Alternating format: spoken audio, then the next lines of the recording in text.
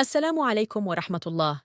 في هذا الفيديو سنستعرض تفاصيل مباراة منتخب المغرب لكرة الصالات ضد منتخب بنما القادمة ضمن منافسات كأس العالم لكرة الصالات لعام 2024.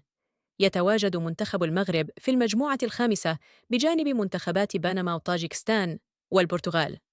المباراة بين المغرب وبنما ستكون ضمن الجولة الثانية من دور المجموعات، وستقام يوم الخميس 19 من سبتمبر لعام 2024. تنطلق المباراة في الساعة 1:30 ظهراً بتوقيت المغرب وتونس والجزائر، 2:30 ظهراً بتوقيت إسبانيا وإيطاليا وفرنسا، 3:30 مساءً بتوقيت السعودية والعراق ومصر. ستقوم شبكة قنوات بي إن سبورت بنقل المباراة مباشرة. تابعوا معنا التفاصيل ولا تفوتوا هذه المواجهة المثيرة.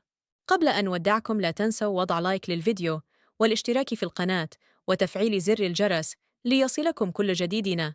نراكم في الحلقة القادمة. دمتم بخير والسلام عليكم ورحمة الله.